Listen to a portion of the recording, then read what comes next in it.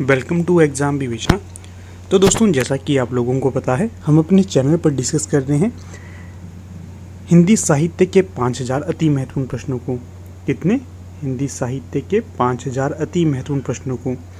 तो इसी जो हमारी सीरीज चली है, इसी के अंतर्गत ये न्यू वीडियो है। तो इस वीडियो से पहले भी हमने इसके बहुत से पार्ट्स को डिस्कस कर लिया है। अगर अभी तक आपने उन्हें विजिट नहीं करा है तो भी आप डिस्क्रिप्शन बॉक्स चेक करिए, वहाँ पर आपको प्लेलिस्ट का लिंक मिल जाएगा, उसको भी आप विजिट करिए ताकि आपको सभी वीडियोस उपलब्ध हो सकें। ठीक है। बाकी देखिए, वीडियो को आगे बढ़ाने से पहले आपको अवगत करवा देता हूँ, अगर अभी तक आप हमारे टेलीग्राम में और व्हाट्सएप ग्रुप बने हुए हैं उनसे नहीं जुड़े हैं तो आप उनके साथ भी जुड़ सकते हैं। लिंक आपको डिस्क्रिप्शन बॉक्स में उनके भी दे दिए गए हैं। बाकी हमारी टीम के द्वारा HP PGT Hindi,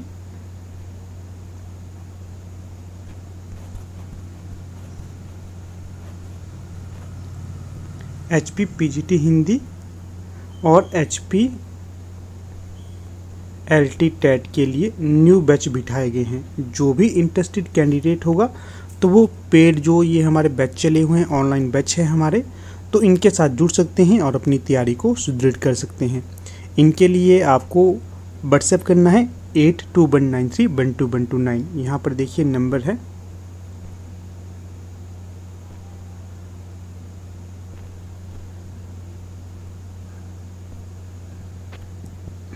WhatsApp number है 8219312129। इस पे आप व्हाट्सएप करिए, जो भी आपकी क्वेरी रहती है उसको सॉल्व करने की पूरी कोशिश की जाएगी। जल्द से जल्द आप इसमें एनरोल हो सकते हैं ताकि आप अपनी स्टडी को कंटिन्यू कर सकें। फिर यहाँ पर आपको अपने जो पैम्पलेट भी दिखा देता हूँ PGT हिंदी और LT टेट के लिए।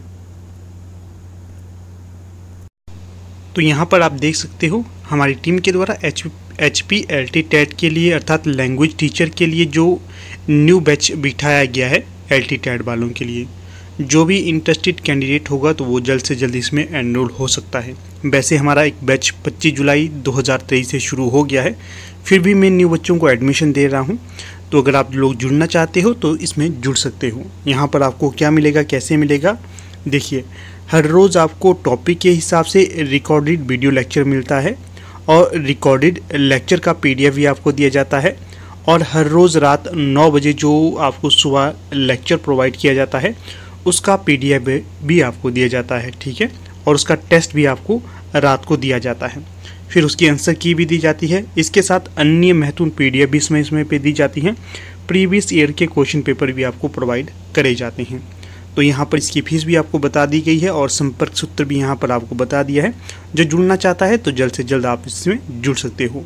बाकी PGT हिंदी के लिए भी हमारा इसी प्रकार का एक बैच बैठा है, तो अगर आप उसमें जुड़ना चाहते हो तो आप उसमें भी जुड़ सकते हो। तो चलिए ज़्यादा समय न लेते हुए शुरू करते हैं आज के लेक्चर को।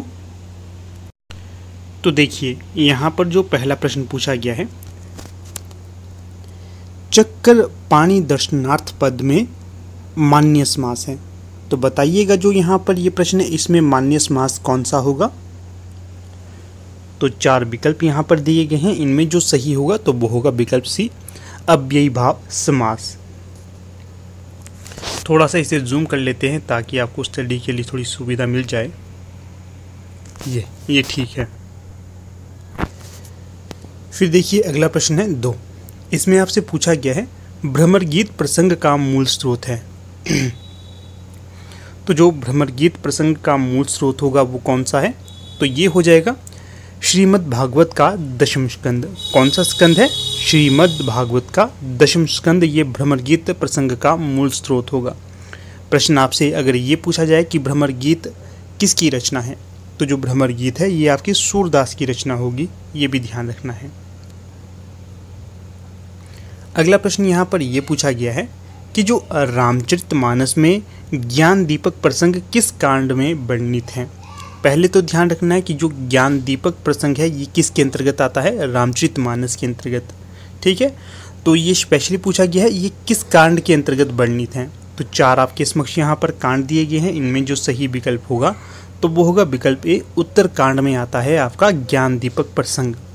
फिर यहाँ से आपसे ये भी प्रश्न बन सकता है परीक्षा में कि जो रामचरितमानस है किसकी रचना है, ये तुलसीदास जी की रचना होगी। ये भी प्रश्न बन सकता है कि रामचरितमानस में कितने कांड है, तो इसमें 7 कांड है, ये भी ध्यान रखना है आपने। फिर अगला प्रश्न है 4, पूछा गया है हिंदी का प्रथम व्याकरण लिखने वाले विद्वान हैं। तो कौन होंगे हिंदी के प्रथम व्याकरण लिखने वाले विद्वान? तो ये होंगे आपके जोशुआ केटलर, विकल्प ए यहाँ सही होगा। फिर अगला प्रश्न यहाँ पर ये पूछा गया है 5, किस विद्वान ने देवनागरी लिपि के स्थान पर रोमन लिपि स्वीकार करने का सुझाव दिया था? तो ये सुझाव किसके द्वारा दिया गया था? ये दिया गया था आपके सुनीति कुमार चटर्जी के द्वारा। सही विकल्प 5वें का यहाँ सी हो जाएगा। अगला प्रश्न देखिएगा 6, इसमें प्रश्न पूछा गया है आपसे भारतीय भाषा परिषद कलकत्ता द्वारा प्रकाशित पत्रिका कौन सी है?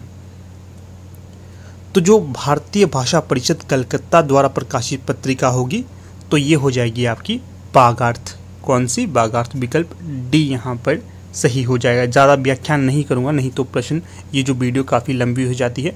लगभग यहाँ पर हम 50+ क्वेश्चन को देखेंगे जो आपकी परीक्षा हेतु काफ़ी इम्पॉर्टेंट होंगे। अगला प्रश्न 7, राजेंद्र यादव और मनु भंडारी ने संयुक्त रूप से किस उपन्यास की रचना की? जो राजेंद्र यादव है और मनु भंडारी है, इन दोनों ने संयुक्त रूप से जिस उपन्यास की रचना की थी तो उसका नाम होगा आपका 1 इंच मुस्कान, विकल्प सी सही होगा। बाकी आपका बंटी मनु भंडारी का काफ़ी प्रचलित उपन्यास माना जाता है और ये बाल मनोविज्ञान पर आधारित रचना होगी। फिर अगला प्रश्न है 8, सूची ए को सूची 2 के साथ सुमेलित करना है। तो चलिए कर लेते हैं सुमेलित। देखिए, जो कालिदास की रचना कौन सी होगी? तो ये होगी आपकी ऋतुसंहारम, सही है। भवभूति की रचना कौन सी है? भवभूति की रचना हो जाएगी यहाँ पर आपकी उत्तर रामचरितम। फिर दंडी की रचना कौन सी है? तो दंडी की रचना हो जाएगी दशकुमार चरितम। फिर है बाणभट्ट की रचना कौन सी होगी? तो बाणभट्ट की रचना हो जाएगी कादंबरी। और श्रीहर्ष की रचना कौन सी है? तो श्रीहर्ष की रचना हो जाएगी नैषध चरितम, नैषधीय चरितम। ये इस प्रकार से यहाँ पर सुमेलित रूप होगा, इसका ध्यान रखना है आपने। ध्यान से देखोगे तो 5 प्रश्न आपसे भविष्य में बन सकते हैं। यहाँ पर अगर सीधे से पूछा जाएगा कि ऋतुसंहारम किसकी रचना है? कालिदास की। उत्तर रामचरितम किसकी रचना है? भवभूति की। दशकुमार चरितम किसकी रचना है? दंडी की। कादंबरी किसकी रचना है? बाणभट्ट की। और नैषधीय चरितम किसकी रचना है? श्रीहर्ष की। तो ये ध्यान रखना है आपने। फिर अगले प्रश्न की ओर रुख करते हैं। प्रश्न संख्या, फिर अगला प्रश्न देखिएगा यहाँ पर प्रश्न संख्या 12, स्था धातु का लन लकार मध्यम पुरुष बहुवचन का रूप होगा। तो सही जो यहाँ पर 12वें का सही विकल्प हो जाएगा तो ये होगा विकल्प डी, अतिष्ठत।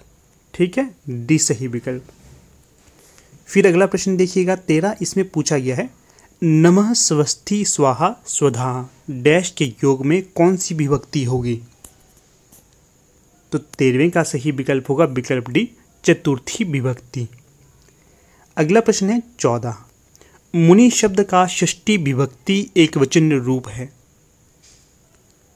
तो यहाँ पर जो सही विकल्प होगा मुने है, विकल्प बी यहाँ पर सही हो जाएगा। फिर अगला प्रश्न है 15, सम उपसर्ग से निष्पन्न शब्द कौन सा है? तो जो सम उपसर्ग से निष्पन्न शब्द होगा तो ये हो जाएगा आपका विकल्प ए, संस्कार।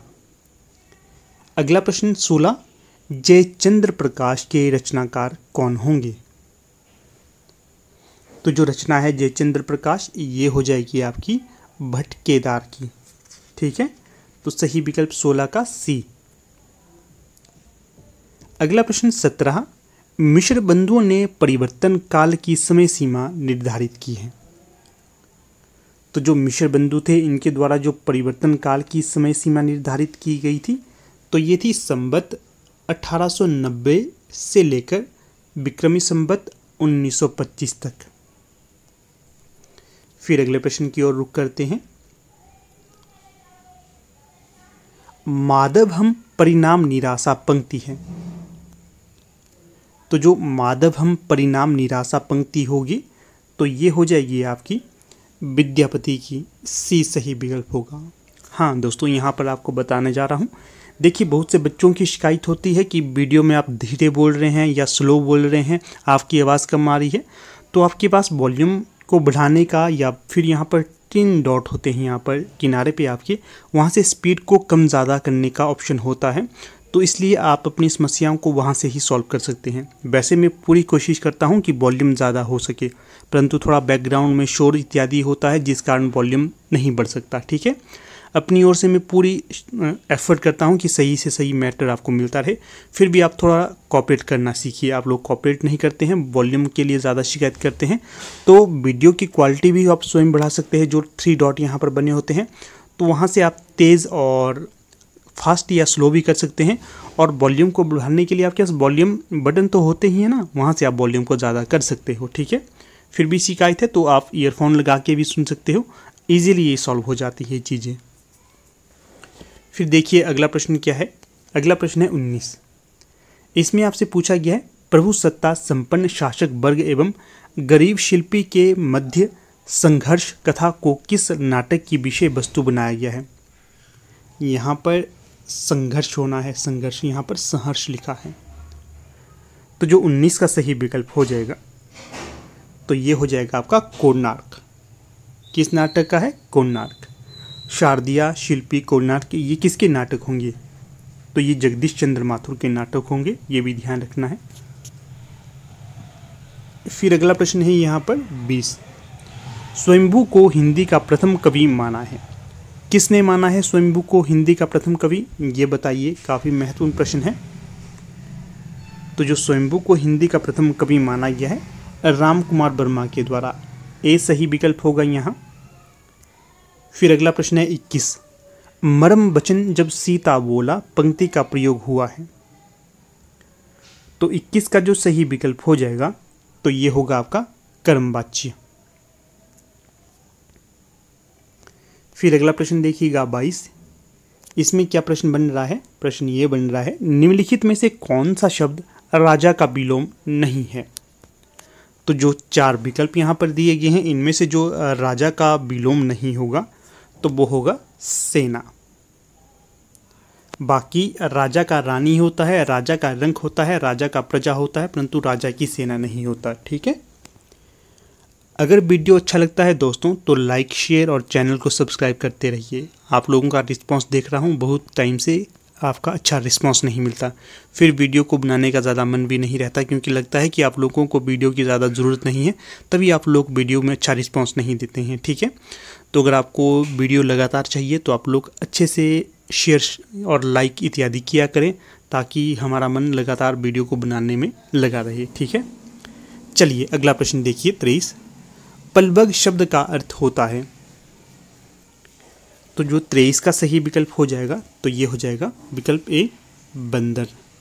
सही विकल्प 23 का ए होगा, बंदर, पलवग का बंदर। अगला प्रश्न है 24। इसमें पूछा गया है, निम्नलिखित शब्द युग्मों में कौन सा असंगत है। तो जो 24 का सही विकल्प हो जाएगा ये यहाँ पर असंगत हो जाएगा, कारतूस अंग्रेजी का। बाकी अफसोस फारसी का शब्द है, गमला पुर्तगाली का है और कैंची तुर्की का है। अगला प्रश्न है 25। इस प्रश्न में क्या पूछा गया है, योग रूढ़ शब्द कौन सा है। तो जो योग रूढ़ शब्द होगा तो ये होगा आपका दशानन। 25 का सही विकल्प यहाँ बी।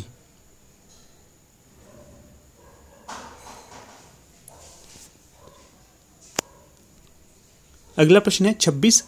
सम सुबरन सुख माकर सुखद ना थोर, सिय अंग सखी कोमल कनक कठोर। इस छंद में प्रयुक्त अलंकार कौन सा होगा। पहले ध्यान रखना है, ये है आपका छंद के तौर पर इसको प्रयोग किया गया है। तो अलंकार कौन सा यहाँ पर होगा। तो जो अलंकार होगा तो वो हो जाएगा आपका व्यतिरेक अलंकार। अगला प्रश्न है 27। इसमें पूछा गया है, कबीर बाज भी, कपोत भी, पपीहा भी के रचनाकार हैं। तो जो ये रचना हो जाएगी, ये हो जाएगी डॉक्टर धर्मवीर की। जो डॉक्टर धर्मवीर है, ये धर्मवीर भारती नहीं है, सिर्फ डॉक्टर धर्मवीर है, दलित रचनाकार के तौर पर जाने जाते हैं। अगला प्रश्न है, आचार्य शंकुक द्वारा रस निष्पत्ति की व्याख्या का स्वरूप है। तो ये जो स्वरूप हो जाएगा, तो ये हो जाएगा अनुमितिवाद। ये आचार्य शंकुक के द्वारा रस निष्पत्ति की उत्पत्ति के बारे में व्याख्या दी गई थी। फिर अगले प्रश्न की ओर रुख करते हैं।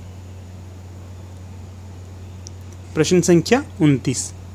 इसमें आपसे ये प्रश्न पूछा जा रहा है, क्रिया के किस रूप में कर्ता के अनुसार लिंग परिवर्तन नहीं होता है। तो ये आपका सही विकल्प हो जाएगा आज्ञार्थक रूप में, डी सही विकल्प। अगला प्रश्न है 30। भाषा बोली न जानहि जाके कुल के दास, ये कथन किस कवि का है। प्रस्तुत कथन किसका होगा? केशवदास का। केशवदास रीतिकाल के महान रचनाकार के तौर पर जाने जाते हैं। फिर है, कौन सी कृति भारतेंदु हरिश्चंद्र की नहीं है। तो जो भारतेंदु हरिश्चंद्र की रचना नहीं होगी, तो वो हो जाएगी आपकी भारत हरण। बाकी भारत दुर्दशा, अंधेर नगरी, वैदिकी हिंसा, हिंसा न भवती, ये हो जाएगी आपकी भारतेंदु हरिश्चंद्र की ही रचनाएं। फिर अगला प्रश्न है यहाँ पर 32। इसमें पूछा गया है, इस करुणा कलित हृदय में अब बिकल रागनी बजती है, क्यों हाहाकार स्वरों में वेदना असीम गरजती है। इन पंक्तियों के रचनाकार कौन होंगे। तो प्रस्तुत पंक्तियां हैं, इनके रचनाकार होंगे आपके जयशंकर प्रसाद। फिर देखिए, पूछा जा सकता है प्रस्तुत पंक्तियां किस रचना से ली गई हैं। तो ये इनकी आंसू नामक एक काव्य संग्रह है, वहाँ से ली गई हैं। फिर अगला प्रश्न है, निम्नलिखित में से कौन सी कृति जयशंकर प्रसाद की नहीं है। तो जो जयशंकर प्रसाद की रचना नहीं होगी, तो वो कौन सी है। तो ये हो जाएगी दीपशिखा। बाकी कानन कुसुम, झरना, कामायनी, तीनों ही रचना जयशंकर प्रसाद की है, परंतु जो दीपशिखा है ये महादेवी वर्मा की रचना हो जाएगी। फिर अगला प्रश्न है, नारी पात्र मधुलिका का संबंध किस कहानी से है। तो ये हो जाएगा पुरस्कार कहानी से इसका संबंध होगा। 34 का सही विकल्प हो जाएगा बी। अगला प्रश्न 35। यात्रा वृत्तांत के लेखक एवं यायावर के रूप में किसकी प्रसिद्धि है। तो ये प्रसिद्धि मुख्यतः जाती है किसको। तो ये जाती है आपके राहुल सांकृत्यायन को, परंतु जो नागार्जुन हैं और अज्ञे हैं, ये भी आपके यात्रा वृत्तांतकार के तौर पर और यायावर के तौर पर जाने जाते हैं। मुख्यतः घुमक्कड़ त्रयी के तौर पर इन तीनों को जाना जाता है। किस किस को? अज्ञे, नागार्जुन और राहुल सांकृत्यायन को। फिर अगला प्रश्न है, श्रीमद् बल्लवाचार्य ने जिस कृष्ण भक्ति को प्रतिष्ठित किया उसका दार्शनिक आधार क्या है। तो उसका दार्शनिक आधार कौन सा होगा। तो ये हो जाएगा आपका शुद्धाद्वैत दर्शन। बल्लवाचार्य के द्वारा जो संप्रदाय चलाया गया था वो कौन सा था? पुष्टि मार्ग। फिर देखिए अगला प्रश्न है 37। बल्लवाचार्य के शिष्य नहीं हैं, तो बताइएगा बल्लवाचार्य के शिष्य कौन से नहीं होंगे। क्यों तंग कर रहा है बीच में आकर। तो जो बल्लवाचार्य के शिष्य नहीं होंगे, तो इसमें से सही विकल्प हो जाएगा चतुर्भुज दास। बाकी कुंभन दास, सूरदास, परमानंद, ये थे आपके बल्लवाचार्य के शिष्य। ये देखिए विट्ठलनाथ के भी 4 शिष्य थे, बल्लवाचार्य के भी 4 शिष्य थे। इन चारों को मिलाकर 8 सखों के तौर पर अष्टछाप की स्थापना भी विट्ठलनाथ जी के द्वारा करी गई थी। फिर है अगला प्रश्न 38। बिहारी कवि हैं, तो बताना है बिहारी किस काल के और किस धारा के कवि माने जाते हैं। तो बिहारी हैं आपके रीति काल के अंतर्गत रीति सिद्ध के कवि। फिर अगला प्रश्न है यहाँ पर 39। बालकृष्ण भट्ट द्वारा संपादित पत्रिका का नाम बताइए। तो ये हो जाएगी आपकी हिंदी प्रदीप। अगला प्रश्न है, सरस्वती पत्रिका का प्रकाशन प्रारंभ हुआ, कब से ये प्रारंभ हुआ था? तो 40 का जो सही विकल्प हो जाएगा सन 1900 से। फिर अगला प्रश्न है, महाभारत की कथा पर आधारित नाटक है। तो जो महाभारत की कथा पर आधारित नाटक होगा तो वो हो जाएगा आपका अंधा युग। और अंधा युग किसकी रचना है? तो ये धर्मवीर भारती की रचना होगी, इसका भी ध्यान रखना है। अगला प्रश्न है, कौन सा नाटक मोहन राकेश कृत नहीं है? तो जो मोहन राकेश के द्वारा लिखा गया नाटक नहीं होगा तो ये होगा आपका विकल्प सी, रक्त कमल। बाकी लहरों के राजहंस, आधे अधूरे, आषाढ़ का एक दिन, ये तीनों के तीनों मोहन राकेश के नाटक होंगे। फिर अगला प्रश्न भी कृति सूची 1 को सूची 2 के साथ सुमेलित करने वाला है, तो चलिए कर लेते हैं इसको यहाँ पर सुमेलित। देखिए, क्या भूलूं क्या याद करूं किसकी रचना है? हरिवंश राय बच्चन की। रसीदी टिकट, ये किसकी रचना होगी? अमृता प्रीतम की रचना होगी। फिर है अवारा मसीहा, ये किसकी रचना है? विष्णु प्रभाकर की। कलम का सिपाही, ये किसकी रचना है? तो ये हो जाएगी अमृत राय की। ध्यान रखिएगा, शांति से पढ़ोगे तो 4 प्रश्न यहाँ से आपके निकल जाते हैं। हाँ, अपने नोट्स तैयार करते रहिएगा क्योंकि भविष्य में काफ़ी लाभदायक सिद्ध होंगे आपको ये, क्योंकि अंतिम समय में रिवीजन करना होगा तो कहाँ आप बड़े बड़े पोथे निकाल के पढ़ने बैठोगे। जितने आपने शॉर्ट नोट्स बनाए होंगे, शॉर्ट क्वेश्चन तैयार किए होंगे, तो यही आपके लिए फ़ायदेमंद साबित होंगे। अभी आपको शायद मेरी बातों का महत्व नहीं लग रहा, जब परीक्षा के अंतिम समय में याद करोगे आपको लगेगा नहीं, मैंने कुछ बातें आपके लिए कही थी और वो सच में कारगर थी। अगर ध्यान रखकर कोई इन चीज़ों को फॉलो करता है तो वो सच कहता हूँ अपनी परीक्षा को अपने नज़दीक ला रहा है। अगला प्रश्न, यहाँ पर आपसे क्या प्रश्न पूछा गया है? यहाँ पर पूछा गया है सूची 1 को सूची 2 के साथ सम्मिलित करना है। तो देखिए, कर लेते हैं। अरि ओ करुणा प्रभा में, ये किससे संबंधित रचना है? तो ये हो जाएगी आपकी, तो इसका जो सही मिलान हो जाएगा आपका अज्ञे के साथ। अज्ञे कहाँ है आपकी? फिर है धूप के धान, जो धूप के धान है ये किसके साथ सुमिलित होगा? धूप के धान ये होगा आपका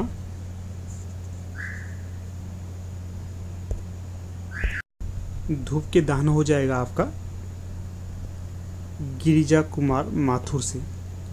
फिर है खुशबू के शिलालेख, खुशबू के शिलालेख ये आपके हो जाएंगे भवानी प्रसाद मिश्र का। और अंत में कौन सी? चांद का मुंह टेढ़ा, तो ये हो जाएगी आपकी सीधे घुमाकर ये ले जाइए अपने मुक्तिबोध के पास। इस प्रकार से यहाँ पर सुमेलित रूप होगा। फिर से आपको ध्यान कराऊंगा, 4 प्रश्न यहाँ से निकलेंगे आपके, अगर ध्यान से देखोगे तो लाभ आपको मिलेगा। मत घूम रहा है फ़ोन। ये देखिए 4 प्रश्न निकलेंगे, तो बता देता हूँ। जैसे कि जो ये आपकी है, क्या भूल, यहाँ पर नहीं थे हम, कहाँ पर थे? यहाँ पर थे। आपकी रचना थी अरि ओ करुणा प्रभा में, ये थी अज्ञे की। फिर था आपका धूप के धान, तो ये थी आपकी धूप के धान गिरिजा कुमार माथुर की। फिर थे खुशबू के शिलालेख, ये थी आपकी भवानी प्रसाद मिश्र की। और मुक्तिबोध की कौन सी थी? चांद का मुंह टेढ़ा। इस प्रकार से यहाँ पर ये सुमेलित रूप होगा। फिर 45वां प्रश्न भी सुमेलित करने वाला है, चलिए कर लेते हैं सूची 1 को सूची 2 के साथ। इस प्रश्न में देखिएगा, मानस का हंस, ये किसकी रचना है? उपन्यास है ये, अमृतलाल नागर। किस पर आधारित है ये मानस का हंस? जो रामचरितमानस है इस पर आधारित रचना है। फिर है टेढ़े मेढ़े रास्ते, ये किससे संबंधित होगी? जो टेढ़े मेढ़े रास्ते हैं भगवती चरण वर्मा से संबंधित रचना है, ये लो। फिर है आपकी रचना झूठा सच, ये किससे संबंधित है? ये सीधा सीधा बाहर से लेकर आओ अपने यशपाल पर। इसके पश्चात कौन सी रचना बचती है? मरी हुई मछली, तो ये ले आओ यहाँ पर राजकमल चौधरी पर। तो इस प्रकार से यहाँ पर सुमेलित रूप होता है। यहाँ पर भी आपके 4 प्रश्न निकलते हैं। फिर से एक बार रिवाइज करवाऊंगा आपको। मानस का हंस अमृतलाल नागर की रचना है, टेढ़े मेढ़े रास्ते भगवती चरण वर्मा की रचना है, झूठा सच यशपाल की रचना है, मरी हुई मछली राजकमल चौधरी की रचना होगी। फिर अगला प्रश्न यहाँ पर दिया गया है, निराला की बादल राग कविता का संबंध है। तो किसके साथ ये संबंध रहेगा निराला की बादल राग कविता का? तो जो सही रूप यहाँ पर होगा आपका, तो ये होगा आपका प्रगतिशील चेतनावादी रचना है, ये प्रगतिवादी चेतना। अगला प्रश्न है 47 पंतजी की ग्राम्य कृति का संबंध है। तो जो पंतजी की ग्राम्य कृति का संबंध है ये होगा आपका प्रगतिवादी दृष्टि से। ग्राम्य जो इनकी कृति है इसका दृष्टिकोण प्रगतिवादी है, जैसे कि अपने निराला जी की रचना है बादल राग, उसी प्रकार से ये रचना भी है। फिर अगला प्रश्न है 48, इसमें पूछा गया है आपसे वर्ग वैषम्य एवं वर्ग चेतना प्रेमचंद के किस उपन्यास का मूल आधार है? तो 48 का सही विकल्प हो जाएगा आपका प्रेमाश्रम। बाकी गबन, गोदान, निर्मला और प्रेमाश्रम ये प्रेमचंद की ही उपन्यास होंगे। फिर है परीक्षा गुरु को किस समालोचक ने हिंदी का प्रथम उपन्यास स्वीकार किया? सीधा सीधा प्रश्न है, आचार्य रामचंद्र शुक्ल ने। अगला प्रश्न है यहाँ पर 50, करते तुलसीदास भी कैसे मानसनाद महावीर का यदि उन्हें मिलता नहीं प्रसाद? प्रस्तुत पंक्तियों के रचनाकार कौन होंगे? तो सही विकल्प यहाँ पर हो जाएंगे मैथिली शरण गुप्त की। अगला प्रश्न यहाँ पर देखिए 51, मनु उमंगी अंग अंग छवि छलके तुलसी की किस पंक्ति में कौन सी शब्द शक्ति है? जो तुलसी की, पहली तो याद रखना ये तुलसी की पंक्तियाँ होंगी, तो यहाँ पर जो शब्द शक्ति होगी तो वो बताना है कौन सी शब्द शक्ति है, लक्षणा शब्द शक्ति है। वैसे ध्यान रखना है आपकी शब्द शक्तियाँ 3 होती हैं, कौन कौन सी? अविदा, लक्षणा और व्यंजना। अगला प्रश्न है 52, नैन नचाए कही मुस्काए लल्ला फिर आइयो खिलन होली, किसकी पंक्तियाँ हैं? पद्माकर जी की ये पंक्तियाँ हो जाएंगी। फिर अगला प्रश्न देख लेते हैं, आधा है फिर भी देख लेते हैं इसे। बांधा था विदु को किसने इन काली जंजीरों से, प्रसाद की इन पंक्तियों का अर्थ किस शब्द शक्ति से ग्रहण होगा? तो जो 53 का सही विकल्प होगा, यहाँ पर वैसे तो आपके समक्ष विकल्प नहीं दिए गए हैं, फिर भी आपको बता देता हूँ। विकल्प में अविदा है, व्यंजना है, लक्षणा है या फिर ये सभी हैं। तो प्रस्तुत पंक्तियों में जो शब्द शक्ति होगी तो ये लक्षणा होगी। ठीक है, सीधे से आपको बता देता हूँ। यहाँ पर अंत में जाने से पहले आपके लिए एक प्रश्न मैं आपको छोड़ देता हूँ। आपने बताना है कि जो दश कुमार चरितम है ये किसकी रचना है। मैंने वीडियो में आपको ये प्रश्न बताया था 2-3 बार, अगर ध्यान से देखा होगा तो आप इसे सही कर देंगे। लिख भी देता हूँ यहाँ पर, दश कुमार चरितम।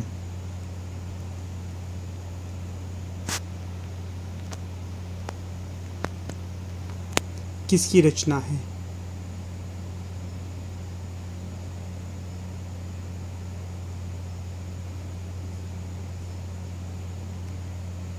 किसकी रचना है, ये प्रश्न आज का आपके लिए छोड़ रहा हूँ। आशा करूँगा वीडियो तो आपने ध्यान से देखी ही होगी और सभी इसका उत्तर देंगे। ठीक है, अब यहाँ पर अपनी वीडियो का समापन कर लेते हैं। आप लोग वीडियो के अंत तक बने रहे, इसका बहुत बहुत धन्यवाद।